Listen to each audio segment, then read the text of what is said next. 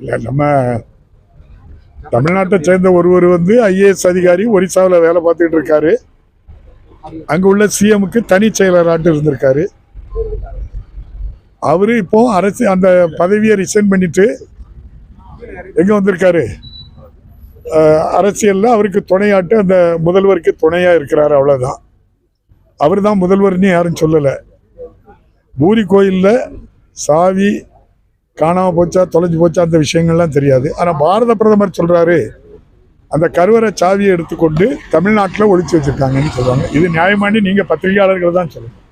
எவ்வளோ பெரிய பதவியில் இருக்கக்கூடிய நம்முடைய மாண்புமிகு பாரத பிரதமர் அவர்கள் இந்தியாவின் ஒரு அங்கமாக இருக்கின்ற தமிழ்நாட்டு மக்களை பற்றி தமிழை பற்றி இப்படி கொச்சையாக பேசுவது நியாயமா?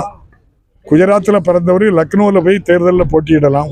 உத்தரப்பிரதேசத்தில் தமிழ்நாட்டுக்காரர் ஒரிசாவில் போய் போட்டிட்டாங்க. என்ன தவறுன்னு கேட்குறேன். எந்த தவறும் இல்லையே. ஆகவே நம்முடைய மாண்புக்கு பாரத பிரதமர் அவர்கள் உண்மையை பேச வேண்டும், நல்லதை பேச வேண்டும், இந்திய ஒற்றுமைக்கான வார்த்தைகளாக இருக்க வேண்டும்.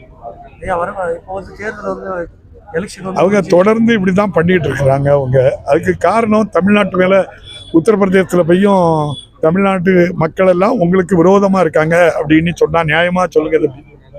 அப்படி நம்ம தமிழ்நாட்டு மக்கள் இருக்காங்களா? யாரும் அப்படி கிடையாது. யாருமே அப்படிப்பட்ட எண்ணமும் கிடையாது, சிந்தனையும் கிடையாது. ஆனால் வேணும்னி அப்படி ஒரு பொய் பரப்புரையை பண்றாங்க. காரணம் தமிழ்நாட்டு மக்கள் மீது ஏன் கோவம்னா, இந்தியா கூட்டணி அமைவதற்கு பிதாமகனாக காரணமாக இருந்தவர் தமிழக முதல்வர் மு.க. ஸ்டாலின் அவர்கள். இப்ப இந்தியா கூட்டணி கடுமையான வளர்ச்சி அடைந்து விட்டது. ஆகவே அடுத்து இந்தியா கூட்டணி தான் வெற்றி பெற்று மத்தியில் ஆட்சி அமைக்குங்கிற நிலை வந்ததுனால இவ்வளவு கொடூரமான வார்த்தைகளை மாண்புமிகு பாரத பிரதமர் பேசுவது நியாயம் அல்ல. நான் ஏற்கனவே சொன்னதுதான், தமிழ்நாட்டு மேல தமிழக முதல்வர் மேல சமூக நீதி கொள்கை மூலம் எல்லா மக்களும் படிக்கிறதுனால அவங்களுக்கு இந்த கோபமும் தாவமும் தமிழ் மக்கள் மீது இருக்கிறது.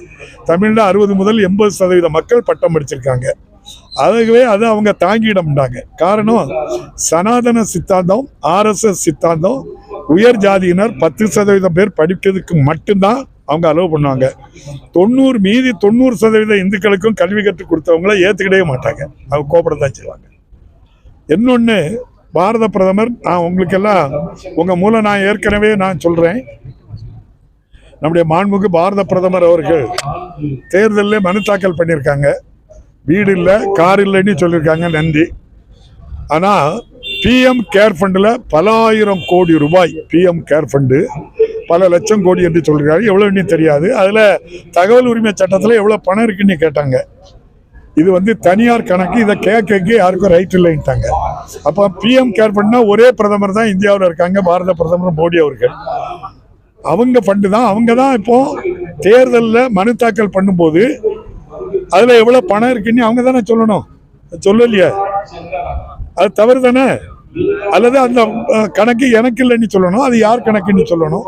பாரத பிரதமர் அவர்கள் சொல்வார்னு நம்புறேன்.